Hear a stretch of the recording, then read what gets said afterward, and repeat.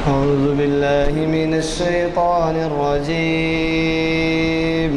بسم الله الرحمن الرحيم. أفحسبتم أنما خلقناكم عبثا وأنكم إلينا لا ترجعون. فتعالى الله الملك الحق لا إله إلا هو رب العرش الكريم.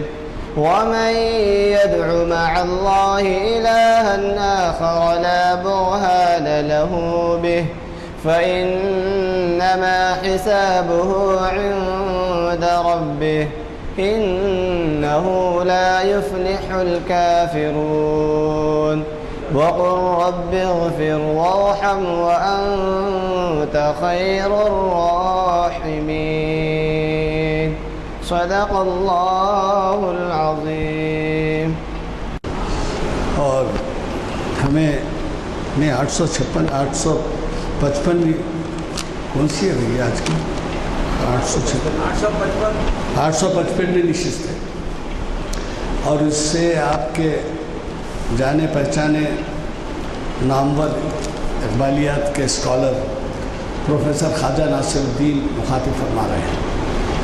حضرات آپ تو واقف ہیں کہ خواجہ ناصر الدین صاحب اس سے پہلے ہماری ان محفلوں کو کئی مرتبہ گرما چکے ہیں، اور آج انہوں نے خود ایسا عنوان دیا ہے جو اقبال کے کلام کے بنیاد یا بنیادوں میں شمار کیا جاتا ہے، جسے خود ہی کہتے ہیں. اور وہ آپ کو بتائیں گے زیادہ تر شاید دنیا میں کسی شاعر نے چاہے کسی زبان میں ہو خودی کے بارے میں اتنی زیادہ توجہ نہیں کی اپنے کلام میں جتنا کہ اقبال نے کی ہے.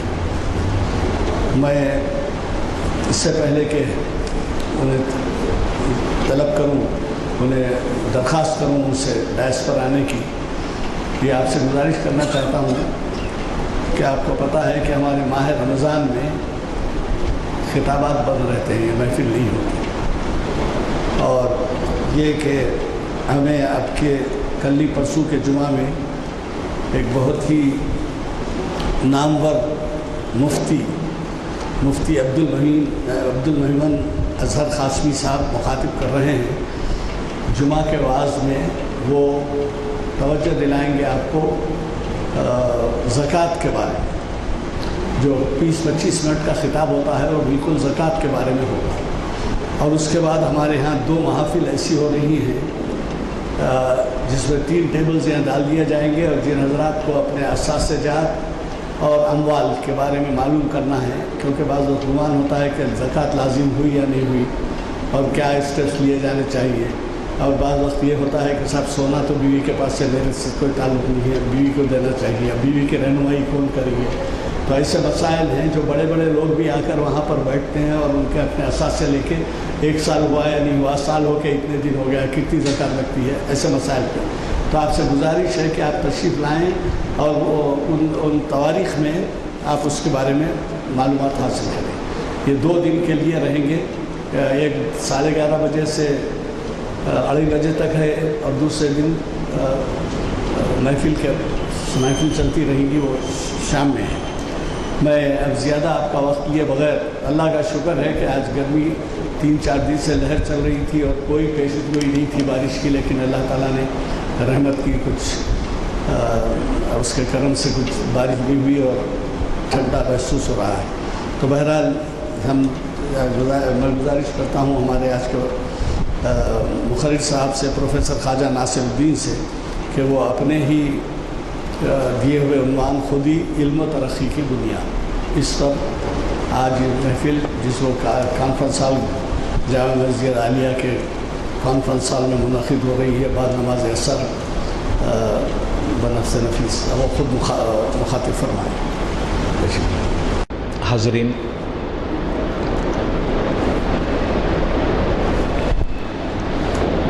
علامہ اقبال سے متعلق جب بات کرنی ہوتی ہے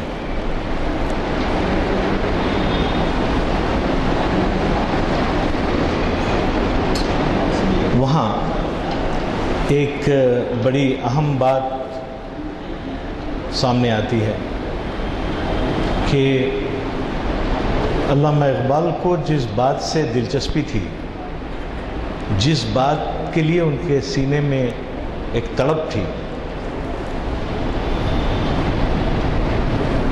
وہ تڑپ دراصل یہ تھی کہ انسان بحیثیت اشرف المخلوقات اس کائنات کے ہر ذرے پہ دسترس رکھتا ہے۔ اقبال کے لیے یہ مسئلہ بڑا اہم تھا کہ کیا یہ سچ ہے؟ کیا ہم کائنات کے ہر ذرے پہ دسترس رکھتے ہیں؟ اگر اس کا جواب نگیٹو ہوتا ہے تو پھر ہمارے اشرف المخلوقات ہونے کا جواب بھی نگیٹو ہی ہونا چاہیے، کیونکہ اللہ تعالیٰ نے انسان کو تمام مخلوقات پہ فضیلت اور فوقیت دے کر اس کو پیدا کیا ہے۔ جب علامہ اقبال کے ذہن میں یہ بات بھی تھی، تاریخ کی یہ حقیقت بھی تھی کہ جب تک ہم اپنے آپ کو اشرف المخلوقات سمجھتے رہے،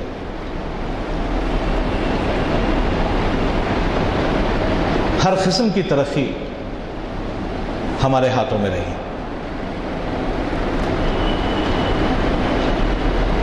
اور آپ دیکھیں کہ چاہے وہ اسپین کا دور ہو، معیشت، فائنانس، آرٹس، آرکیٹیکچر، اور پھر ایک مرد مومن، اس سماج، اس سوسائٹی میں آپ کو ملتا تھا۔ ورنہ طارق ابن زیاد جہاں کشتیوں کو جلا دینے کا ایک کہانی ملتی ہے، ایک اسٹوری ملتی ہے، اقبال نے لکھا ہے، دو نیم ان کی ٹھوکر سے صحرا وہ دریا،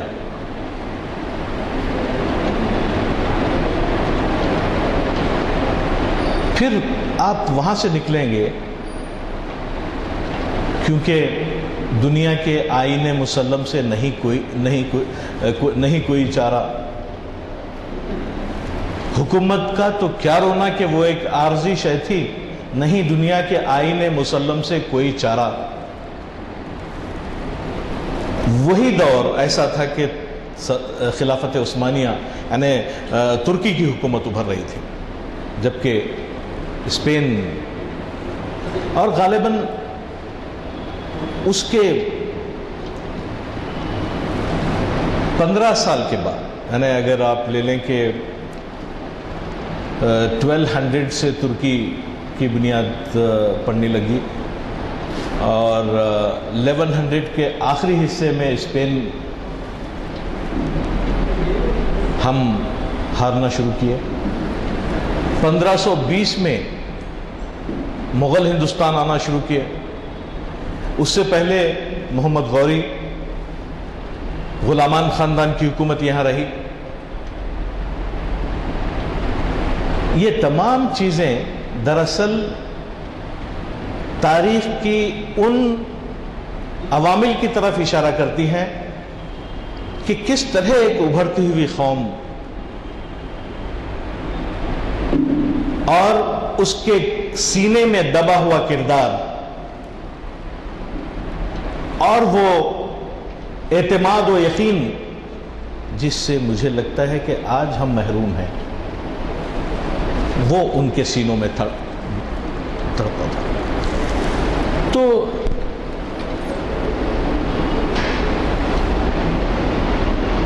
یہ جب ہم حکومتوں کی بات کر رہے ہوتے ہیں یا آرگنائزیشن کی بات کر رہے ہوتے ہیں تو ہم قوموں کی اجتماعی خودی کو ڈیفائن کر رہے ہوتے ہیں۔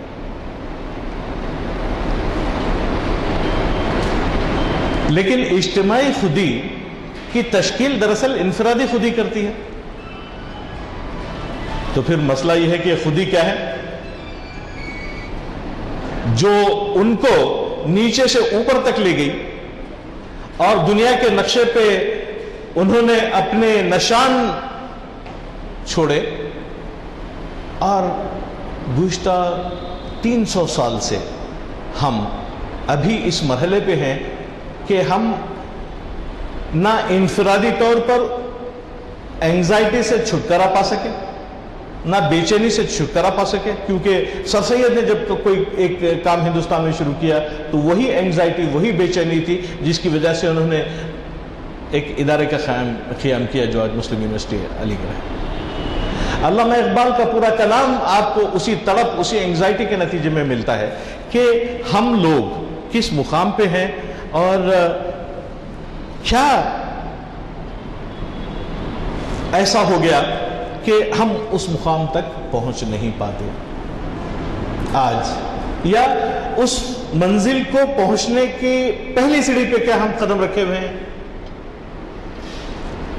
دانشوری کی، قابلیتوں کی، علم کی، دولت کی تمام حقائقوں کے ساتھ کیا ہمارا معاشرہ ہندوستان میں یہ بات کہنے کے قابل ہے کہ ہم کسی ترقی کی، اسی ترقی چھوڑیے، کسی ترقی کی پہلی منزل پہ موجود ہے؟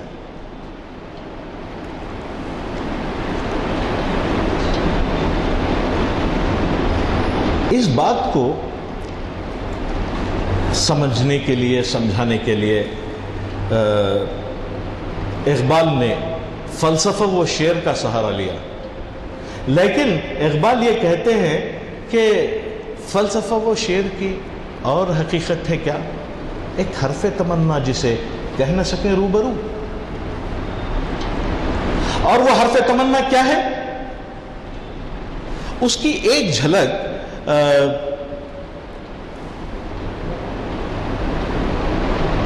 اقبال کے اس مکالمے میں ملتی ہے جس میں اسپینوزا اور افلاطون کے درمیان بات ہوتی ہے، اور اقبال بھی اس کا جواب دیتے ہیں، اور اس کا عنوان اقبال نے لکھا ہے مقصود، آبجیکٹو، پرپس۔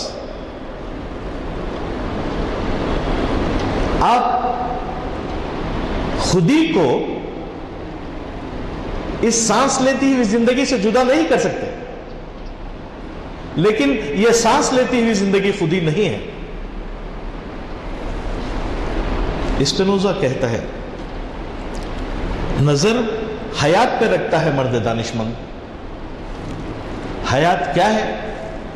حضور و سرور و نور و وجود، حضور و سرور و نور و وجود۔ It's an statement of fact, بات تو سچ ہے۔ اگر آپ خالی زندگی کو ہی دیکھنا چاہتے ہیں تو وہ جو آپ کے سامنے موجود ہے وہی زندگی ہے، وہ جو آپ اپنے آپ کو محسوس کرتے ہیں ایک in a particular point of time, وہی آپ ہیں، کیونکہ beyond that particular point of time you will know where be there, we will know where be there. نظر حیات پہ رکھتا ہے مرد دانشمند، یعنی بس زندگی کی طرف دیکھتا ہے، اور زندگی کیا ہے؟ یہی ہے جو آپ کے سامنے ہے۔ افلاطون کہتا ہے نگاہ موت پہ رکھتا ہے مرد دانشمند، کیونکہ حیات موت کے بغیر ایک نامکمل شے ہے، اور حیات کی منزل موت ہے۔ تو افلاطون کا خیال یہ ہے کہ نظر نگاہ موت پہ رکھتا ہے مرد دانشمند، یہ بھی غلط بات نہیں ہے، کیونکہ زندگی سے اختتام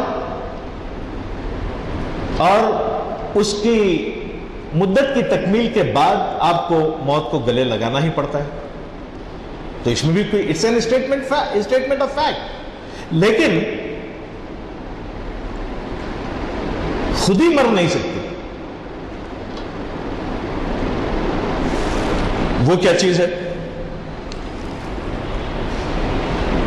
علامہ کہتے ہیں حیات و موت نہیں التفات کے لائق، my dear friend, It is not life and death which you should consider.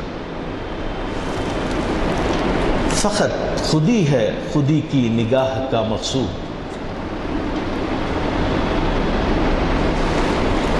پھر کوشچن ذہن میں یہ آتا ہے کہ یہ خودی کیا ہے. جب میں یہ بات آپ کے سامنے کر رہا ہوں تو میری یہ خواہش ہے کہ جب آپ یہاں سے جائیں تو اپنے فیملی میں بات کریں, سوالات ہی اٹھائیں, بات اچھی طرح نہ میں سمجھا سکوں گا, نہ ہو سکتا ہے کہ آپ کی صلاحیت اتنی زیادہ ہو کہ آپ خود ہی اس کو سمجھ جائیں. لیکن حیات و موت نہیں التفات کے لائق, فقط خودی ہے خودی کی نگاہ کا مقصود. تو اس بات کو سمجھانے کے لیے اقبال نے ایک اور اپنی فلسفی کو ایک اور جگہ آگاہی کے عنوان سے بیان کیا ہے. وہ کہتے ہیں نظر صفر پہ رکھتا ہے جو ستارہ شناس, نہیں ہے اپنی خودی کے مقام سے آگاہ. وہ جو جوتش ہے, وہ جو ستاروں کو پڑھتا ہے, وہ جو نظر کو ستاروں پہ رکھتا ہے اور سوچتا ہے کہ انسان کیا ہوگا اور کیا تقدیر ہوگی, ستاروں کی چال کس طرح انسان کی تقدیر کو ڈیٹرمن کریں گی, اس کے تعلق سے اقبال کا خیال یہ ہے نہیں ہے اپنی خودی کے مقام سے آگاہ. وہ کیونکہ اقبال یہ کہتے ہیں کہ ستارہ کیا میری تقدیر کی خبر دے گا, وہ خود فراخی افلاک میں ہے خار و زبوں.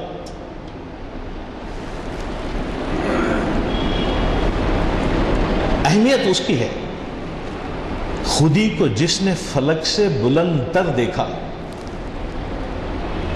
وہی ہے مملکت و صبح و شام سے آگاہ. جس انسان نے خودی کو ستارہ شناس کی طرح نہیں بلکہ آسمانوں سے بھی بلند تر دیکھا, وہی ہے مملکت صبح و شام سے آگاہ. زندگی کی جدوجہد, زندگی کی شروعات اور اختتام, مقاصد کا حصول, مقاصد کے حصول کی تگ و دو اور جدوجہد سے وہی واقف ہے جو خودی کو افلاک سے بلندتر دیکھتا ہے. تو یہاں پھر وہی سوال کھڑا ہو جاتا ہے کہ آخر یہ خودی کیا چیز ہے جو اتنی بڑے بڑے معرکے سر کر سکتی ہے.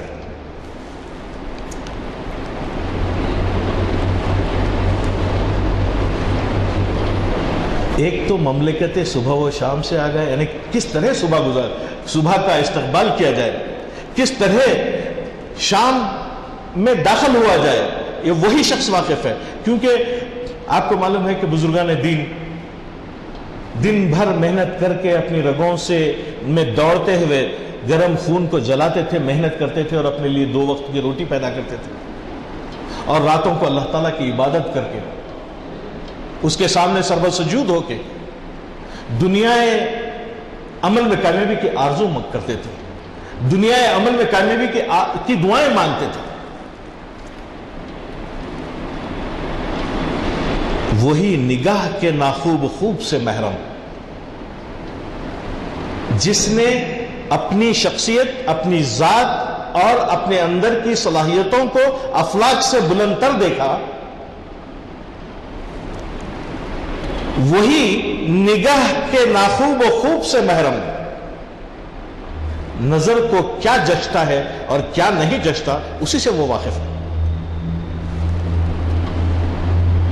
نہ صرف یہ, وہی ہے دل کے حلال و حرام سے آگاہ.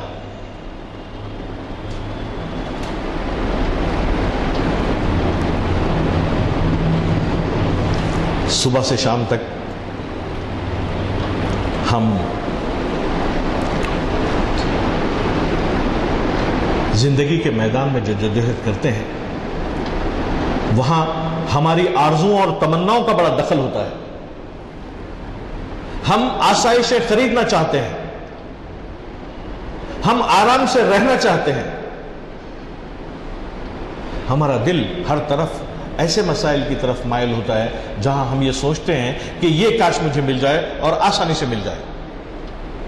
لیکن وہ شخص اللہ تعالیٰ نے جس کی تربیت ایسی کی ہو کہ وہ اشرف المخلوقات کے تقاضوں کی تکمیل کر سکتا ہو اور اشرف المخلوقات ہونے کے ناطے اس کی جو ذمہ داریاں اس کی تکمیل کر سکتا ہو، وہی دراصل مملکت صبح و شام کا مالک ہے. وہی حلال و حرام کو پہچانتا ہے. اور اس کے بعد علامہ تھوڑا سا آگے بڑھتے ہیں. یہ کہتے ہیں کہ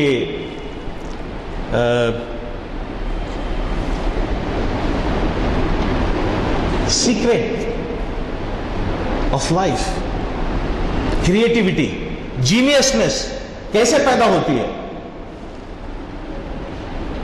اور یہ ہم سے کیا کرشمے کرواتی ہے. بھائی دیکھیے، بات بہت فلسفیانہ ہے لیکن ہم بالکل سمپل طریقے سے اس کو کریں گے. خودی وہ ہوتی ہے جو آپ کے سینے میں اترتی ہے، جو آپ کے ضمیر سے نپٹ جاتی ہے، تو پھر آپ کو کائنات کا ایک اہم حصہ بنا کے چھوڑتی ہے. یہ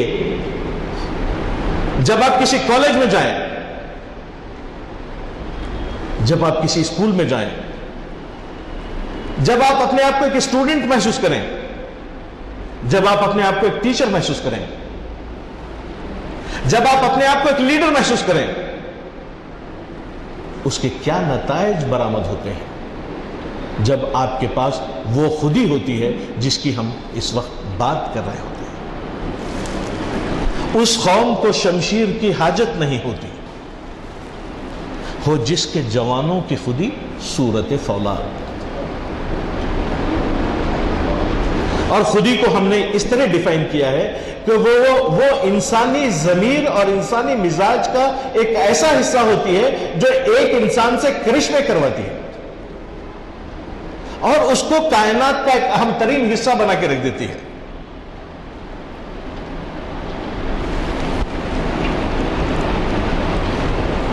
وہ خودی اگر ہمارے پاس ہو تو کیا ہوتا ہے اس سے؟ اس قوم کو شمشیر کی حاجت نہیں ہوتی ہو جس کے جوانوں کی خودی صورت فولاد. ناچیز جہاں نے ماؤ پرویں تیرے آگے. یہ جو کائنات ہے، یہ جو دنیا ہے، یہ جو ہمارے سامنے لوازمات سے بھری ہوئی دنیا ہے، آرزوؤں اور تمناؤں، چھوٹی قسم کی لو کوالٹی کی آرزوؤں اور تمناؤں سے بھری ہوئی دنیا ہے، وہ ناچیز بن کے رہ جاتی ہے. کیونکہ آپ کی نظر ہمیشہ اونچی ہوتی ہے، بلند مقاصد کی طرف ہوتی ہے، ایسے مقاصد کی طرف جو آپ کے اشرف المخلوقات ہونے کے تقاضے کی تکمیل کرتی ہے. وہ عالم مجبور ہے تو عالم آزاد. جو جہان ماؤ پرویں ہے وہ عالم مجبور ہے. ستارے کا کام یہی ہے کہ وہ چمکے، رات کو نکلے. چاند کا کام وہی ہے کہ اس گردش کا سامنا کرے. زمین کا کام وہی ہے کہ وہ اس گردش کا سامنا کرے. جرت نہیں ہو سکتی کسی عنصر میں یا عوامل میں کہ وہ اس اللہ تعالیٰ کی دی ہوئی صلاحیت اور حکم کو استعمال نہ کرے. کسی کے اندر صرف ایک انسان ایک ایسی ہستی ہے جو اللہ تعالیٰ سے بار بار سرتابی کرتا ہے. اللہ تعالیٰ کی دی ہوئی ویژن اور وزڈم. ویژن وہ ہوتا ہے جو آپ کو سامنے بیٹھی ہوئی شخصیت، سامنے دکھتی ہوئی چیزوں کو بتاتی ہے، اور وزڈم وہ ہوتی ہے جو آپ اس دیوار کے پار دیکھ سکتے ہیں، آپ اس برس کے پار دیکھ سکتے ہیں. You can see beyond the existing year, existing month.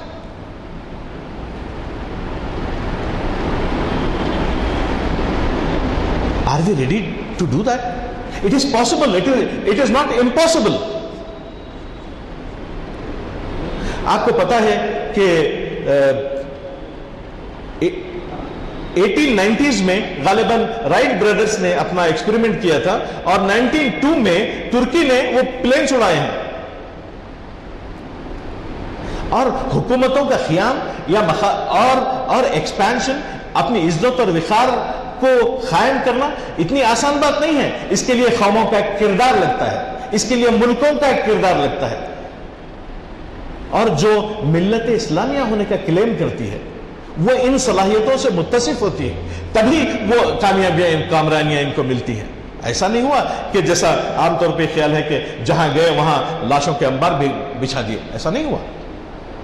آپ انٹائر ایسٹرن یورپ کی کنٹریز کو آپ دیکھیں، وہاں مسلمان بنائے انہوں نے، بلکہ لوگ خود آتے گئے اور ایمان قبول کرتے گئے وہاں. اس کی وجہ یہ تھی کہ ہاتھ ہے اللہ کا، بندہ ہے مومن کا ہاتھ، غالب و کار آفرین، کار کشا کار ساز.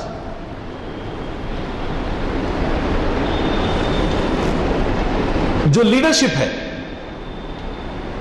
یہی ہے رخت سفر میر کارواں کے لیے نگہ بلند، سخن دل آواز، جاں پرسوز.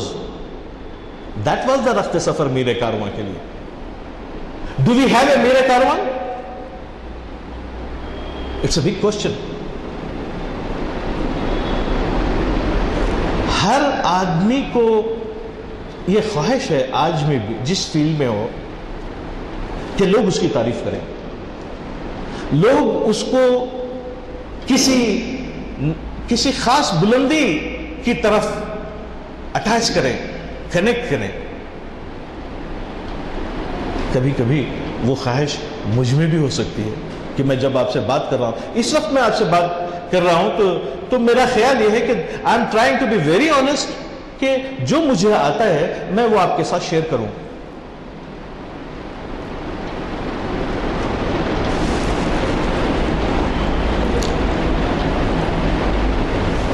موجوں کی تپش کیا ہے؟ موجوں کی تپش کیا ہے؟ فقط ذوق طلب ہے. آپ متحرک موجوں کو جب دیکھتے ہیں، چلتی ہوئی موجوں کو جب آپ دیکھتے ہیں، جدوجہد کرتی ہوئی سمندر کی لہروں کو آپ جب دیکھتے ہیں، تو آپ کے ذہن میں کوئی خیال اس کا آتا ہے؟ کیوں یہ محنت؟ اور اگر آپ کو یہ بھی پتا ہے کہ منجمد پانی سڑ جاتا ہے، لائف کے لیے ڈیفیکلٹ بن جاتا ہے، اللہ تعالیٰ نے اس کو یہ حکم دیا ہے کہ اپنے آپ کو متحرک رکھو اور زندگی کے لیے اپنے کمپیٹیبل بناؤ. You should be complementary for life. Are وی؟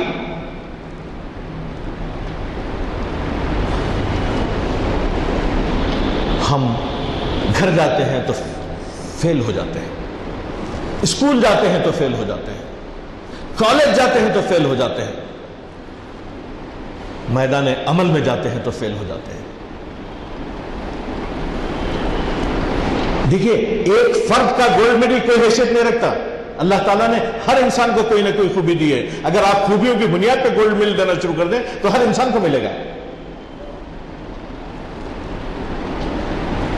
لیکن سوال یہاں یہی ہے کہ ہم ایسے فلسفے، ایسے تھیریز، ایسے نظریات کو سمجھنے کی کوشش کریں جو ہمارے اندر زندگی کی لہر دوڑا دیں. اور علامہ کو یہ معلوم تھا کہ یہ اسلام والی قوم، یہ ملت اسلامیہ، یہ کہیں کنفیوز ہو گئی ہے، کہیں کسی فرسٹریشن کا شکار ہو گئی ہے، کہیں یہ راستے سے بھٹک رہی ہے، کہیں اس کو سمجھنے میں دشواری ہو رہی ہے. تو وہ مختلف انداز سے بار بار یہ کہتے ہیں کہ اٹھ کے خورشید کا سامان سفر، بڑھے جائے کوہ گرا توڑ کر، تلسمے زماں و مکان توڑ کر، ہر ایک منتظر تیری یلغار کا، تیری شوخی فکر و کردار کا. تو ہے فاتح عالم خبوزشت، تجھے کیا بتاؤں تیری سرنوشت. تو ان محفلوں کا مقصد یہاں بیٹھ کے بڑے بڑے فلسفیانہ خیالات کے اظہار کا مطلب اس کے سوا کچھ نہیں ہے کہ نژاد نو، یہ نئی نسل جو میرے گھر میں بھی ہے اور آپ کے گھر میں بھی، میرے کالج میں بھی ہے اور آپ کے کالج میں بھی، میرے اسکول میں بھی ہے وہ آپ کے اسکول میں بھی، وہ اس بات کو سمجھ پائے اور زندگی کی جدوجہد کو چھوٹے چھوٹے مقاصد کے ذریعے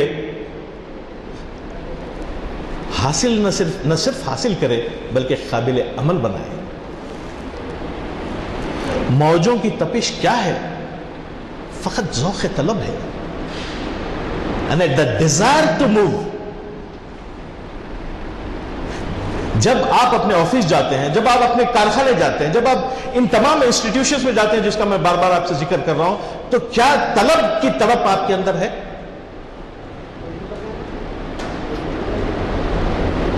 اس طلب کی غیر موجودگی میں جو نتائج ہم کو حاصل ہوں گے وہ ہم کو پستی اور خیر اور ذلت کی طرف لے جائیں گے۔ پنہا جو صدف میں ہے وہ دولت ہے خدا داد، نکال اپنے اندر سے، let us take it out. First you search, look in the depth of your heart and bring it out, because صدف میں جو دولت ہے وہ انسان نہیں بناتا، وہ خدا داد ہے، خدا کی دی ہوئی ہے۔ موتی کے اندر آپ کسی سیپی کے اندر پانی بھر کے اس کو موتی میں نہیں کنورٹ کر سکتے، اس کے لیے وہی موتی اور وہی صدف کی ریاضت چاہیے جس کے بعد وہ موتی بنتا ہے۔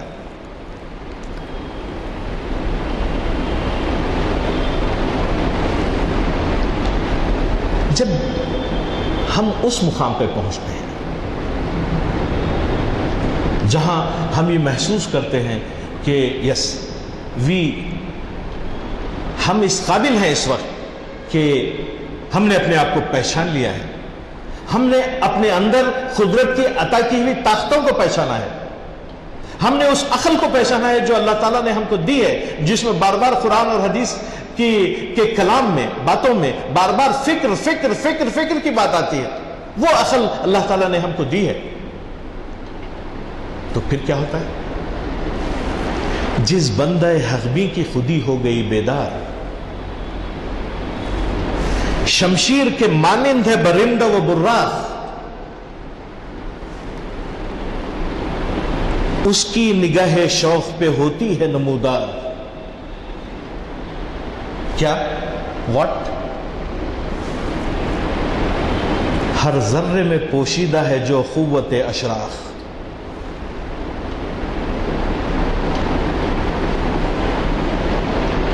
know thyself first,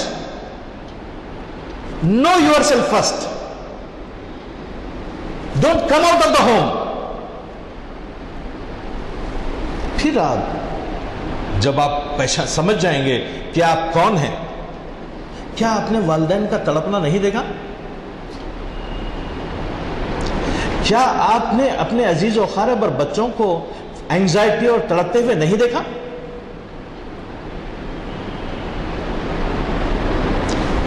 کیا آپ نے ناکامیوں کو نہیں دیکھا؟ کیا ہم نے ذلت اور پستی کو نہیں دیکھا؟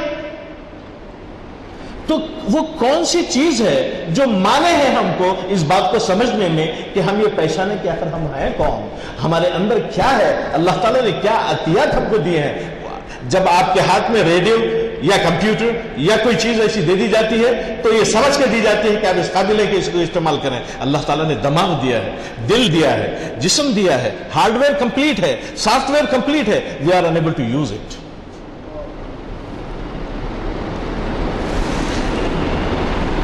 جس بندے حقبی کی خودی ہو گئی بیدار، شمشیر کے مانند ہے وہ برندہ و براق، اس کی نگہ شوق پہ ہوتی ہے نمودار۔ اقبال کا کلام یہ ہے، اقبال کا کمال یہ ہے کہ ایک مقام پہ آپ کو تجسس پہ مجبور کر دیتا ہے کہ if you need this, کیا چیز ہے جو اس کی نگاہ شوق پہ نمودار ہوتی ہے؟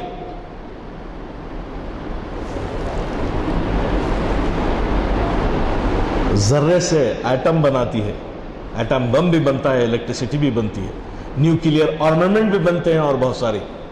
وہ ذرہ آپ کے کنٹرول میں آتا ہے.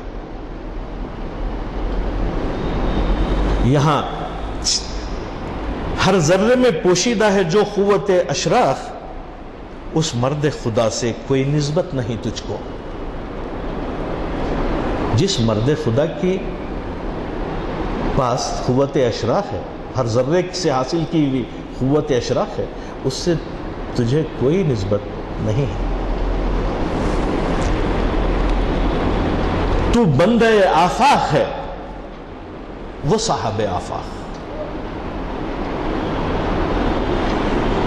اپنی معمولی سی خواہش پہ تڑپ کے مر جانے والی قوم عظیم مقاصد کا متحمل نہیں ہو سکتی. اللہ تعالیٰ نے کائنات دی ہے، اللہ تعالیٰ نے کامیابی کا وعدہ کیا ہے. ان اللہ لا تخلف المیعاد.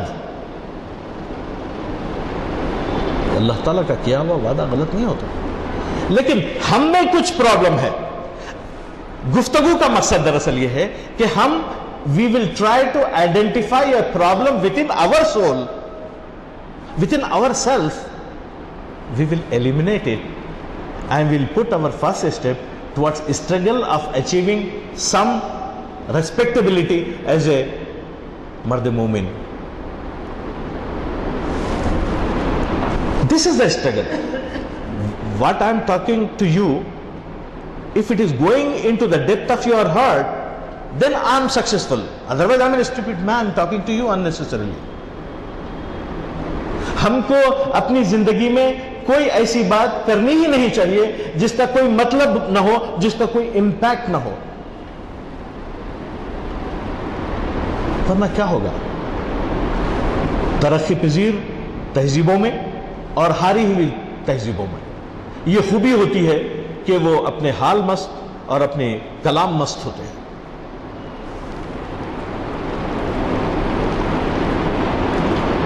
اس مرد خدا سے کوئی نسبت نہیں تجھ کو، تو بندے آفاق، وہ صاحب آفاق. تجھ میں ابھی پیدا ہی نہیں ساحل کی طلب بھی. تجھ میں ابھی پیدا ہی نہیں ساحل کی طلب بھی. وہ پاکی فطرت سے ہوا محرم عمیق، ڈیپتھ کو بولتے ہیں کہ وہ جس کے پاس وہ صلاحیت اللہ تعالیٰ نے دی ہے، وہ اپنی پاکی فطرت کی وجہ سے سمندر کی گہرائیوں سے واقف ہے. اور یہاں ہمارے پاس ساحل کی طلب تک موجود نہیں ہے.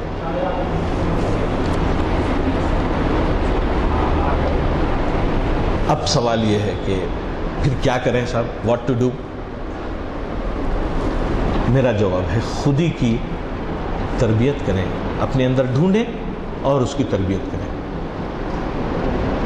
It's very simple. اور اس کے جو نتائج نکلیں گے وہ انتہائی ڈرامیٹک ہوں گے،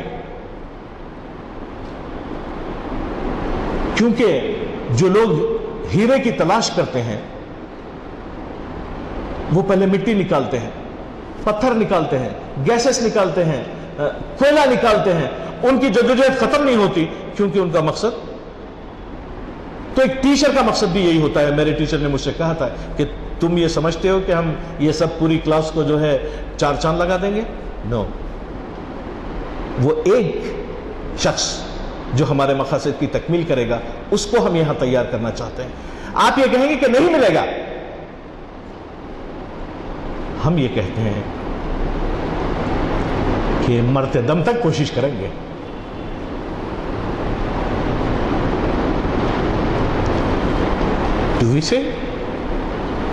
Do we say this? خودی کی پرورش و تربیت پہ ہے موقوف کہ مشت خاک میں پیدا ہوا آتش ہما سوز. یہی ہے سر کلیمی ہر ایک زمانے میں. ہوائے دشت وہ شعیب و شبانی شب و روز.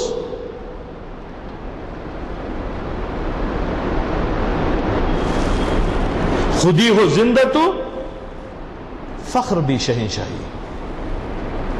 نہیں ہے سنجر و تغرل سے کم شکو ہے فقیر. خودی ہو زندہ تو دریائے بے کرم پایاب. یعنی آپ کے سامنے جو دشواریاں ہیں ان کی کوئی حیثیت نہیں ہو سکتی اگر آپ کے پاس ایک زندہ خودی موجود ہے. ناکامی کوئی آپ کے لیے حیثیت نہیں رکھتی.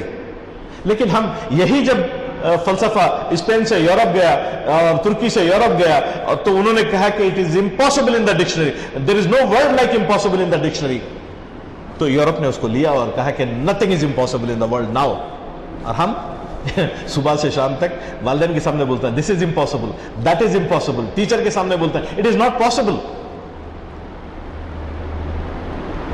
صرف سوچ کا فرق ہے. خودی ہو زندہ تو دریائے بے کران پایاب. خودی ہو زندہ تو کوہسار پرنیان و حریر. نہنگ زندہ ہے اپنی محیط میں آزاد. مگرمچھ اپنے ایریے میں کس طرح اپنی قوت اور شوکت کا مظاہرہ کرتا ہے کیونکہ وہ جانتا ہے کہ اس کے اندر کیا قوت ہے, اللہ تعالیٰ نے کیا اس کو دیا ہے. نہنگ مردہ کو موج سراب بھی زنجیر. ایک جھوٹی موج بھی ایک مردہ مگرمچھ کے لیے ایک زنجیر بن جاتی ہے. ہماری حالت کہیں وہی تو نہیں ہے. انشاءاللہ we will keep talking on this subject. Thank you very much for patience hearing. اور انشاءاللہ we'll keep doing this work. Thank you very much. خودی کے بارے میں تو میرا اندازہ ہے کچھ نہیں 30, 40, 50 اشعار لفظ خودی کے استعمال سے اقبال کے حوالے سے کہے جا سکتے ہیں. ایک دو اشعار مجھے یاد آئے کہ خودی کو کر بلند اتنا کہ ہر تقدیر سے پہلے خدا بندے سے خود پوچھے بتا تیری رضا کیا ہے. پھر اسی طریقے سے خودی کے ذوف کہتے ہیں کمزوری, ذوف ضعیف. خودی کے ذوف سے پربت بھی رائی. رائی تو جانتے ہیں آپ سب سے چھوٹا دانہ اناج کا. خودی کے ذوف سے پربت بھی رائی, خودی کے زور سے رائی بھی پربت. خیر بہت سے اشعار سنانے کا موقع نہیں ہے.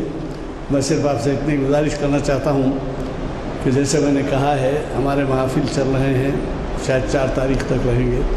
اس کے بعد رمضان ہے, رمضان میں محافل بند رہیں گے. اور پھر دوسری بات یہ کہ میں نے پہلے ہی کہا ہے کہ زکوٰۃ کے سلسلے میں مفتی صاحبان جمعہ کا پرسوں کا آواز بھی سنی ہے. اس کے بعد کے ان کے 2 پروگرام ہیں جس میں وہ مشورہ دیں گے. میں جی